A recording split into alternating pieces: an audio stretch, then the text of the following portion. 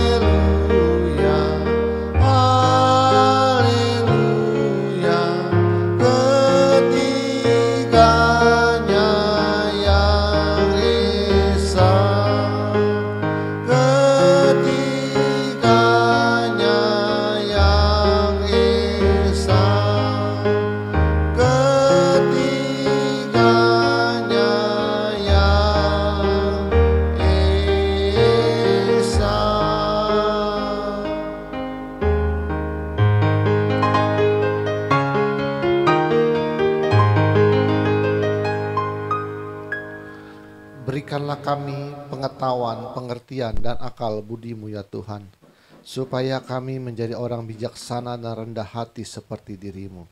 Urapi hamba-Mu pesatnya Bapa, Kau menjamal ya bibir hamba-Mu Roh Kudus, supaya apa yang hamba perkatakan menjadi kebenaran-Mu yang sempurna di akhir zaman itu.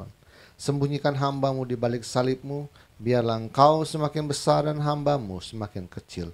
Persiapkan hati kami, bagian tanah yang subur di dalam hati kami, supaya firman-Mu yang bentuk logos tulisan mati menjadi rema dalam kehidupan kami.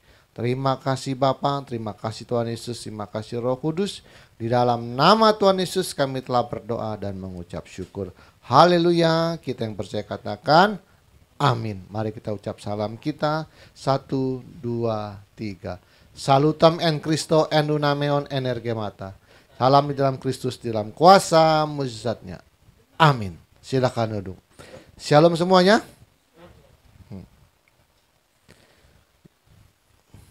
Saya belakang-belakangnya sedang merenungkan untuk tidak terlalu terpengaruh dengan omongan-omongan orang. Kalau saya baca di komen-komen TikTok, nah yang parah tuh TikTok.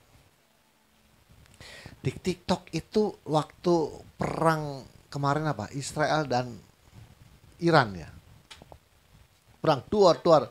Yang satunya pro Iran, satunya pro Israel, biasa lah. Saya mati saya kalian mah gila semua itu. Yang saya perhatikan adalah komen-komen, saya baca satu-satu komen. Kok bisa-bisanya ya? Videonya Kompas sedang memberitakan perang Israel melawan Iran, mengirim rudal balistik, kirim lagi. Yang komennya tuh nggak apa? Tangkap Anies ya. Saya bilang apa hubungannya ya dengan perang ini? Di bawahnya ngelawan lagi. Tangkap Jokowi. Aduh, bingung saya. Apa hubungannya ya? Sangat video Kompas memberitakan. Yang ketiga bunyinya apa lagi? Ini kalau ijazah palsu nggak diperlihatkan, ini perang nggak bakal selesai nih lah. Apa Pak? Gimana Pak? Coba Anda coba Tian, gimana nih? Saya nggak ngerti kok, kayaknya nggak nyambung dengan berita yang di atas jadi ya, Kompas TV nih, enggak? Saya gimana ini?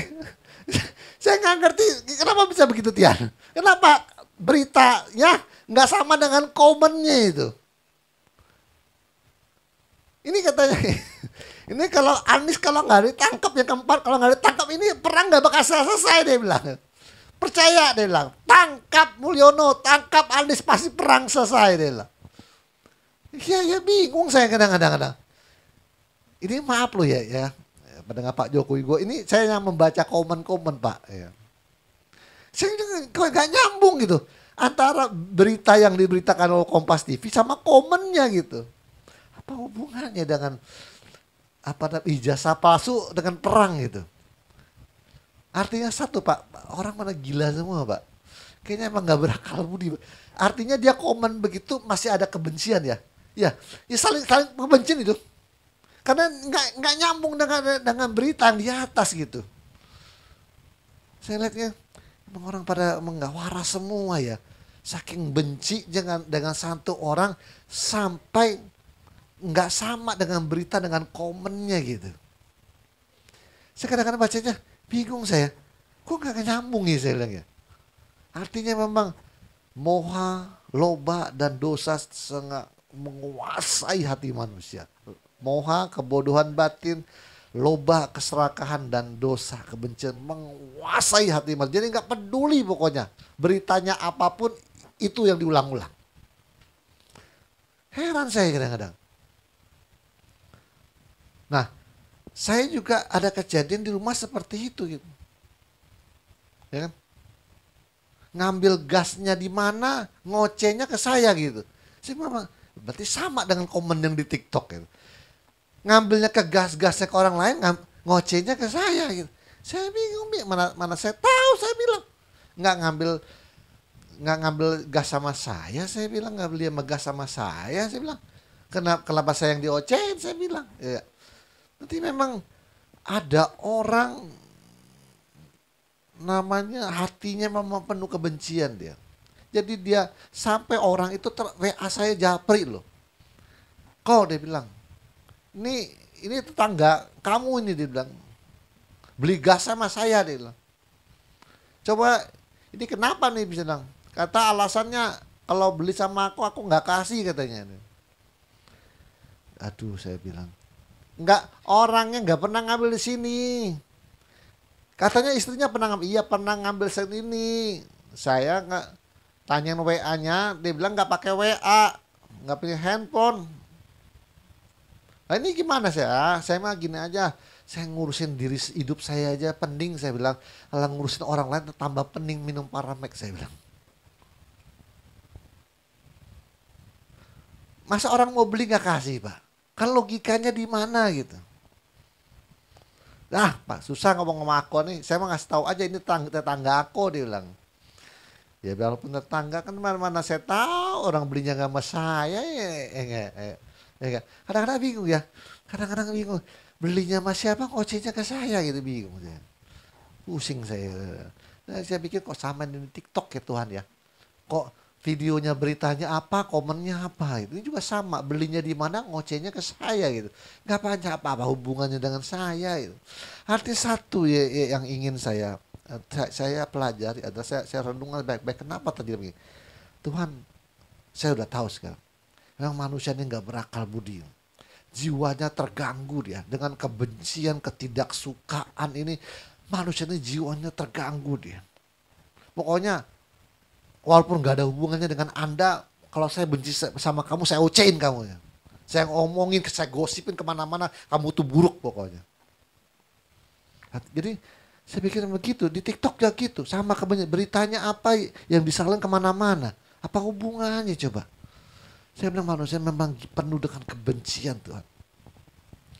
Saya bilang mulai atas kejadian ini Tuhan, saya bertekad apapun orang mau ngomong saya nggak mau tanggapin lagi. Makanya langsung saya jawab aja, ngurus hidup sendiri aja pening kepalaku bilang. Dan ngurus orang lain, dunia ini masih luas lah, terserah lah saya bilang. Ya. Payah ngomong sama aku, dia bilang. Saya langsung kasih emoticon kabur gitu. Emoticon kabur. Nah pusing saya udah, jadi nanti saya udah siap-siap nanti kalau ke depannya orang ngomong apa tentang gereja ATM nilai apa, saya orang nggak pusing Kenapa nggak ada hubungan dengan saya? Kamu juga bukan jemaat saya, kamu tahu apa yang di dalam gitu. Jadi memang orang tuh kalau di dalamnya nggak suka Pak, ada aja yang ngomongin, ada aja. Padahal ikut di gereja ATM enggak, denger khotbah ATM mungkin enggak, tapi karena dia nggak suka tuh ada aja dicarinya. Jadi mulai hari ini saya nggak mau tanggapin yang begitu. Pokoknya jemaat mana sana, nggak tahu. Mau pusing saya. Ya, jadi saya udah benar-benar pokoknya kalau nggak ada hubungannya dengan saya tidak mau pusing. Ya saya ingatin lagi, rapture ini tidak lebih dari 70 tahun. Saya ngomong lagi nih, tidak lebih dari 70 tahun. Di bawah itu bisa 50 tahun, bisa 40 tahun, bisa 30 tahun. Ya kan? Tapi nanti saya akan jelasin kenapa ada tulis Yesus ngomong angkatan ini tidak akan berlalu sebelum semuanya terjadi. Itu artinya saya ngomong dikit ya, bahwa angkatan terakhir itu sebelum ini semua tadi orang ini nggak bakal mati semua nih. Dia akan menyaksikan semua kejadian apa yang Tuhan ngomong. Angkatan terakhir. Satu generasi, satu angkatan kalau menurut ukuran Yahudi itu 40 tahun. Jadi waktu Musa keluar dari Mesir itu selamanya 40 tahun di padang gurun. Satu generasi mati kecuali Yosua dan Kaleb. Nah, itu generasi lamanya. Jadi satu generasi yang itu udah mati semua. Ini yang ikut Musa tuh udah anak cucunya udah. Jadi satu generasi yang keluar tuh mati semua. Pokoknya yang keluar dari Mesir tuh yang masih tua-tua tuh tinggal Kaleb dan Joshua. Yang lainnya game over.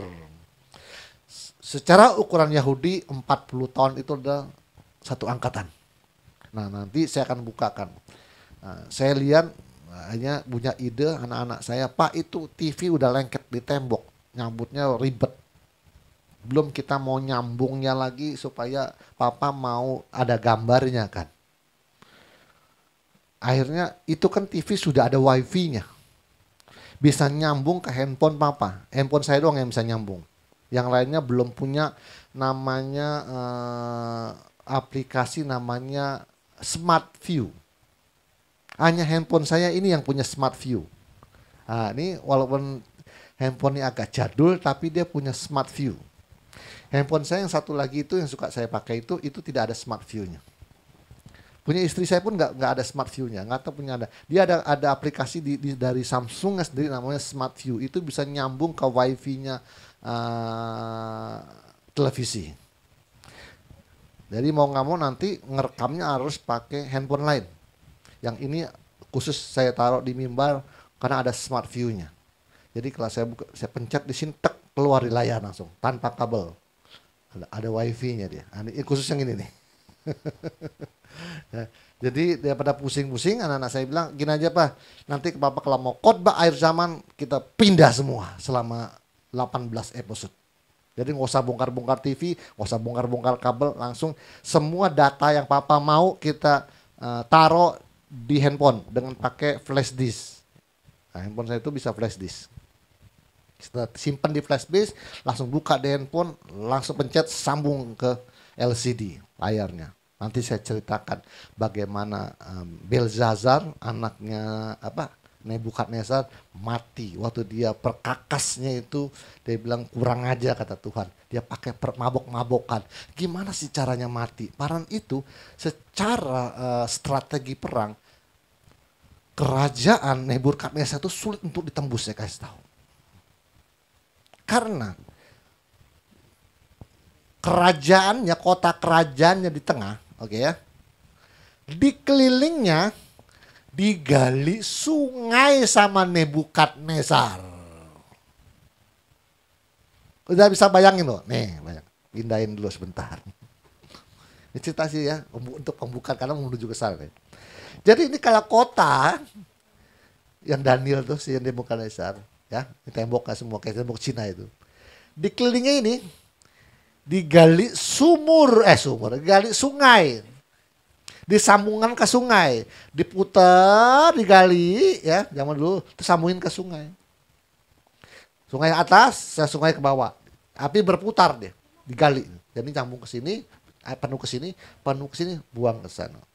Dan dengar, hanya satu pintu yang bisa memasuk ke kota Nebukadnezar, kerajaan di depan. Pintu itu pakai gerbang. Gerbangnya zaman dulu itu begini, dikerek pakai rantai. Anggap ini sungai ya, begini. Jadi kalau dia semua rakyatnya sudah masuk, diangkat, Mbak. Udah, jadi sungai di sini. Jadi nggak bisa masuk. Orang luar secara strategi ilmu perang jamu tak bisa masuk dalam kerajaan Nebukadnezar. Kalau mau perang, jadi sebagai jembatannya pintu ini, ngerti ya? Pintu ini sebagai jembatannya, kayak jembatan emasnya tuh, ya kan, jembatan emasnya kan, yang kalau betul keluar semua. Pertanyaannya, bagaimana dengan kerajaan yang begitu sungainya begitu digali, kok bisa malam itu Belzazar mati?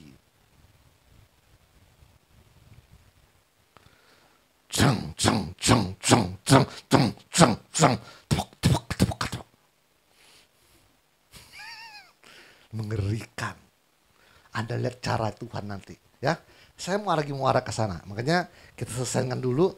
Nanti selama 2 bulan apa 3 bulan kita di sana. Karena dia pada cabut LCD, repot juga katanya anak saya. Udah masukin ke handphone semua datanya, Pak. Jadi Papa tinggal pencet langsung di handphone, keluar di layar LCD. Mau tanpa kabel, pakai wifi. Karena cuma handphone ini yang ada wifi-nya. Smart View. Nggak tahu Tian punya Smart View nggak handphonenya? Nggak ada kan. Handphonenya ada Smart View-nya. Dia bisa nyambung langsung Samsung ke wifi. Ada aplikasi Smart View. Itu bukan diunduh. Tidak bisa diunduh itu. Itu memang dari aplikasi bawaan Samsungnya. Beli memang sudah ada Smart View-nya. Nah, nanti selama kita khotbah akhir zaman, kita pindah semua. Ya, paling 2-3 bulan baru balik lagi ke sini. Ya, paling kita bawa mixer untuk rekam dan satu ini cukup udah. Nggak usah rame-rame. Yang penting untuk ngerekam aja. Oke, sekarang kita lanjutkan kepada sini. Jadi mulai hari ini orang ngomong apapun saya tidak akan tanggapi kalau tidak berhubungan dengan saya. Dan Anda kalau suka tanya saya lagu saya juga nggak tahu. Udah banyak, saya selama ini udah banyak ngumpet, Mbak. Dan nggak tahu lagi, dunia ini udah nggak tahu lagi saya. Dunia ini udah nggak tahu lagi. Jadi kerjanya buka toko, ke pasar, buka toko, nggak kemana-mana saya. Nggak kemana-mana saya. Ke pantainya nggak pernah kok. Saya nggak ke pantainya nggak pernah saya. Pokoknya tugasnya istri saya catat barang-barang belanja hari ini, bawa belanja pulang, jaga toko. Besok begitu lagi, itu. Nggak kemana-mana. Memang benar-benar terkurung saya. Ya, terus mau gimana? Sebenarnya keadaannya begini. Saya nggak kemana-mana, Bang. Ke pantai pun enggak, apapun enggak. Cuma ngurusin toko, belanja toko. Oke. Ya, nah bagi anak-anak juga termasuk Graciela, semua Tian, Isakar, saya hanya ingetin bahwa di dalam perjalanan hidup ini saya juga dari tahun berapa saya bertobat, tahun 2000, sekarang 2025, 25 tahun saya mengikuti Tuhan. Saya hanya bilang kalian masih anak-anak, belum mengenal Tuhan secara sempurna, mendekati pun jauh, termasuk anak-anak saya. Kalau kalian tidak menuruti apa yang Tuhan mau, di dalam kehidupan ini kalian akan, yang masih muda, akan mengalami namanya benturan kehidupan. Tak mentok. Percaya kata saya. Ini 25 tahun pengalaman. Karena langkah kakiku adalah langkah kaki Tuhan. Artinya apa? Langkah kaki Anda ditentukan oleh Tuhan. Tuhan menetapkan langkah orang. Kalau kamu mau ke sini, mau punya rencana ke sini, kalau tidak sesuai, Anda akan mentok. Saya sudah sering menasihati juga anak-anak saya di rumah. Tapi kalau nggak mau denger kata papa, yang monggo jalankan. Saya bilang Mas Didi, tenang aja. Rancangan Tuhan bukan rancangan kecelakaan. Tapi anak-anak kita kalau tidak sesuai dengan kehendak Tuhan, dia akan mengalami banyak benturan. Dak buntu, dak buntu, dak. Karena itu adalah proses jalan kehidupan dia. Karena renungannya adalah, jikalau di dalam kehidupan ini kita banyak memikirkan tentang kesuksesan dan kekayaan, kita akan menemukan penderitaan. Jika seseorang merenungkan tentang kehidupan dan kematian dan kebenaran Kristus, maka dia akan menemukan kebahagiaan. Dengar kata saya. 25 tahun, saya apalagi model saya. Saya udah bilang, saya kan mau maju tangan ntar orangnya. Ya enggak? Mentok, dah. Nggak kapok-kapok mas sekarang. Tapi agak nahan diri sekarang. Malah orang bilang kalau istilahnya kalau nabrak tembok terus kepala benyut juga, benjol juga ya. Enggak udah tahu, nggak bisa tembus, dijedotin terus ya, mau dihajat ya. Lama-lama orang bilang benjol juga kepala, sakit. Jadi agak nahan juga sekarang. bukan belum kapok sih, cuma agak nahan. Aduh kayaknya sana buntu sini buntu tembok semua gitu. Kayaknya kepala saya benjol juga lama-lama, sakit kepala. Jadi saya bilang dengarkan. Nah, mamanya juga nasihatin. Saya bilang sekarang udah stop. Ya enggak. Tenang, kita nih keluarga Hosen kritis. Nanti dia harus mengalami benturan-benturan. Saya bilang itulah yang disebut dengan tidak seorang pun yang berakal budi. Setiap pikiranmu tidak sama dengan pikiran Tuhan. Setiap rencanamu tidak sesuai dengan rencana Tuhan. Setiap langkah kakimu kau pergi kawan tidak sesuai dengan langkah kaki Tuhan, apa yang Tuhan tetapkan. Setiap perkataanmu yang tidak sesuai dengan perkataan Tuhan, siap-siap aja bentur, dung. Makanya banyak orang bilang, di balik badai pasti ada berkat, lu aja kali. Ya kan? Karena sebenarnya badai itu dia mau nerobos, dia mau maksa Tuhan beriman begini gitu. Dak mentok. Badai pasti berlalu. Setelah itu akan muncul pelangi. Ya terserah. Ya. Kalau Anda, itu saya nggak bilang salah loh. Tapi itu sebenarnya hal-hal yang seperti itu terjadi karena kita tidak mengerti apa rencana Tuhan dan Tuhan. Kita justru memaksakan apa yang kita mau dalam nama Yesus. Benar nggak? Timbul benturan bener, bermasalah yang buntu semua. Karena tidak sesuai. Semua Kristen mengalami itu semua. Fokus kepada Tuhan. Sekarang kan lagi khotbah mau tentang Tuhan. Fokus kepada Tuhan. Tuhan tuh mengalami benturan masalah nggak? Atau hidupnya kesusahan atau gimana? Punya masalah atau kakinya terantuk batu nggak? Nggak ada. Anda perhatikan Tuhan Yesus. Dari nongol 12 tahun, nongol lagi. Nongol lagi langsung 30 tahun. Terus melayani 30, lihat masalah. Kakinya pun tidak terantuk batu. Dilempar batu nggak kena, dorong ke jurang nggak kena. Nggak pernah bentur. Tuhan tuh nggak ada istilahnya kejedot tembok tuh nggak ada. Hidupnya lancar-lancar aja. Tapi itu dia selalu di dalam hatinya apa? Ingin melakukan kehendak siapa? Kehendak Bapaknya. Itu yang disebut kita tidak berakal budi. Karena kita punya rencananya terlalu banyak Pak. Nggak tahu rencana setan atau rencana manusia. Rencana terlalu banyak. Nggak pernah bertanya. Ini Tuhan maunya seperti apa jalan kehidupan saya. Ini pengalaman saya. Makanya saya tahun-tahun ini kan banyak diem. Saya lebih banyak, oke lah Tuhan mau jalan aja saya. Udah mulai kendor saya, udah gak ngejedotin tembok lagi saya. Mulai kendor, sakit kepala ngejedotin tembok. Ya gak? Percuma. Orang yang dipilih ditentukan dari semula untuk serupa segambar. Saya tidak mau mengikuti gaya hidup Kristen yang ada ini. Nggak mau saya. Iman-iman yang Anda, iman Islam ini saya tidak mau. Saya tidak bilang salah, tapi saya tidak mau mengikuti Tuhan dengan cara itu.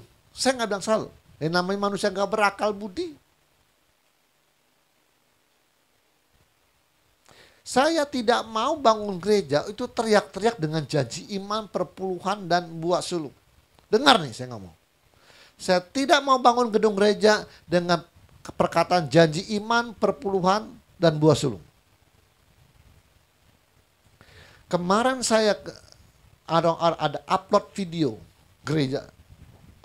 Itu lagi KKR itu. Pendetanya bilang dari mimbar. Dengar saudara-saudara, perpuluhan bukan ala kata saya, tapi perintah dari firman Tuhan perpuluhan di masa saudara. KKR masih teriak-teriak perpuluhan.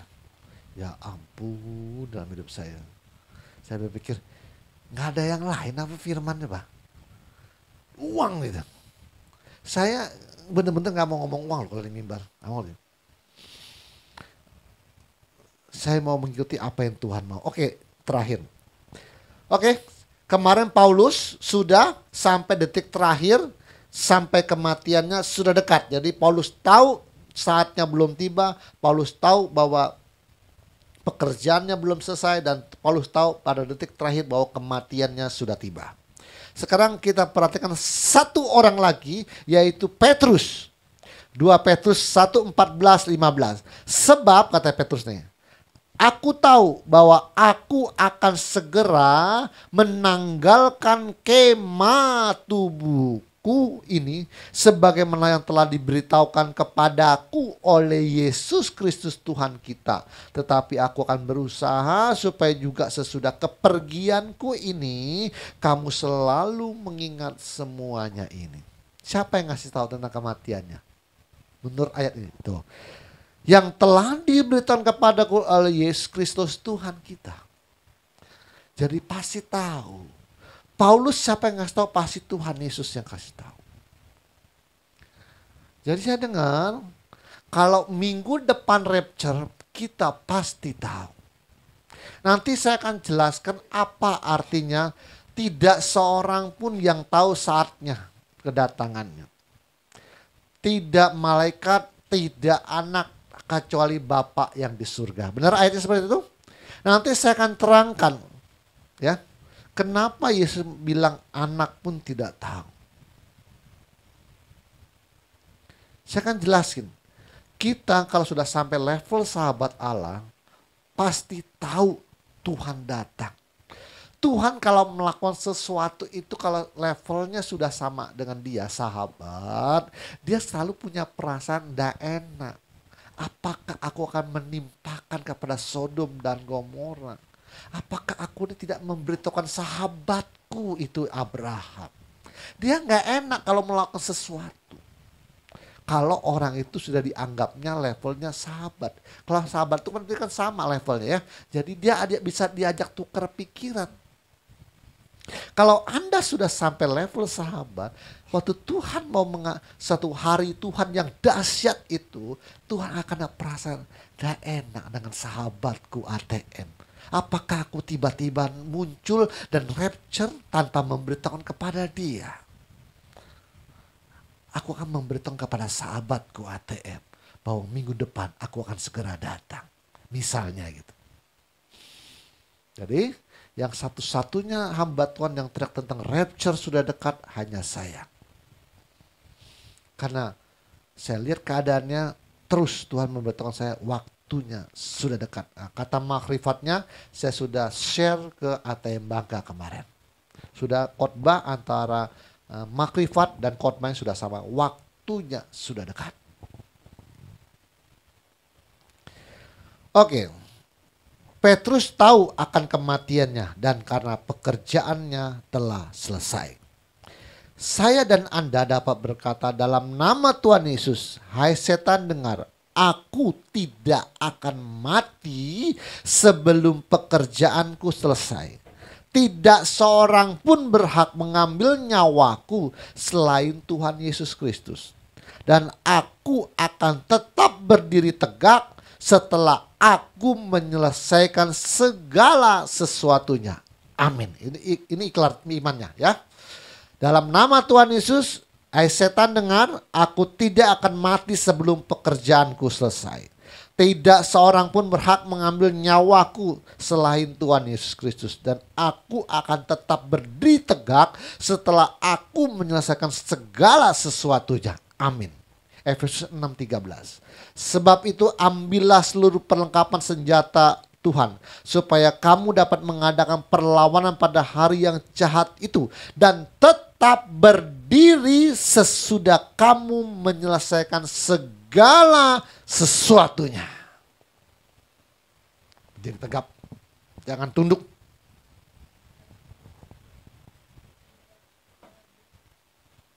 Ya, kita lanjut sampai di sini nih. Kita lanjut minggu depan. Karena saya nggak perhatikan juga, tinggal selembar rupanya. Jadi beriman pertama adalah tidak akan mati sebelum pekerjaan selesai.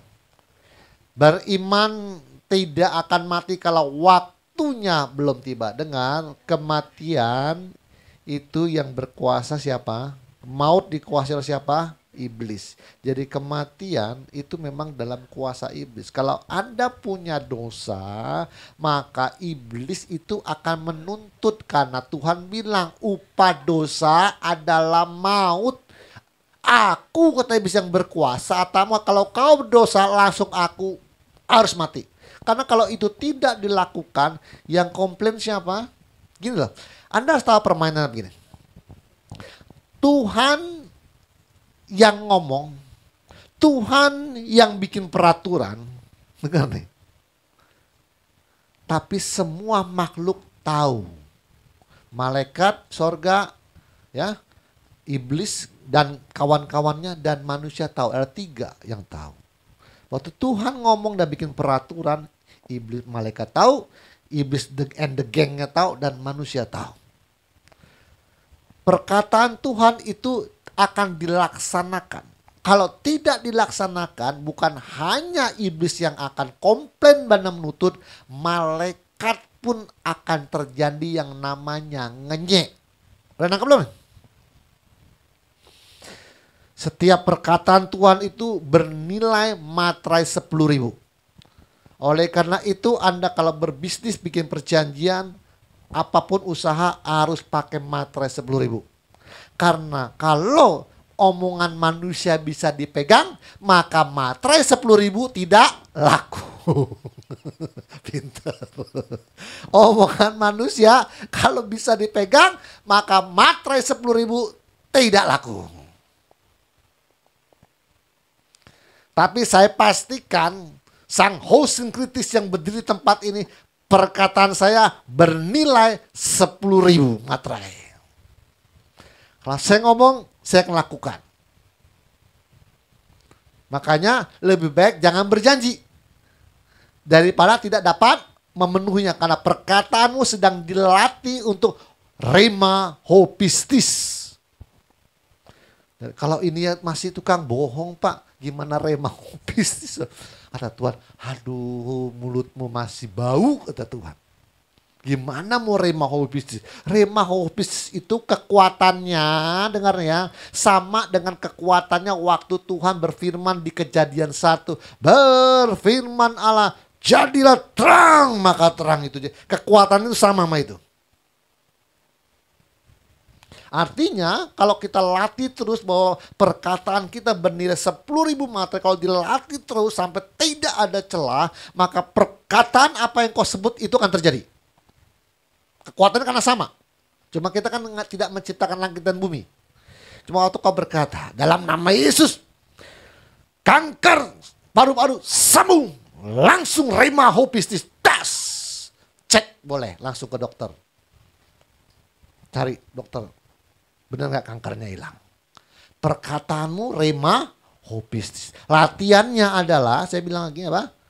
Perkataanmu harus bernilai 10.000 materai. Makanya lebih baik tidak berjanji. daripada kau janji kau tidak bisa tepati. Itu namanya orang nah itu dia. Tidak berakal budi. Sekarang ya, orang ngomong janji di sendiri. Ya latihannya, dengar yang di sini, kalau janji orang hati-hati. Kalau ngomong hati-hati, kalau mau bantu aja. Kalau Anda merasa tidak bantu, mendingan diam. Supaya tidak keluar. Karena itu menjadi celah. Perkataannya tidak rema hopistis. Sampai di sini, Tuhan Yesus memberkati dan mari kita berdoa. Terima kasih Bapa, terima kasih Tuhan Yesus, terima kasih Roh Kudus, hamba-Mu telah selesai ya Tuhan.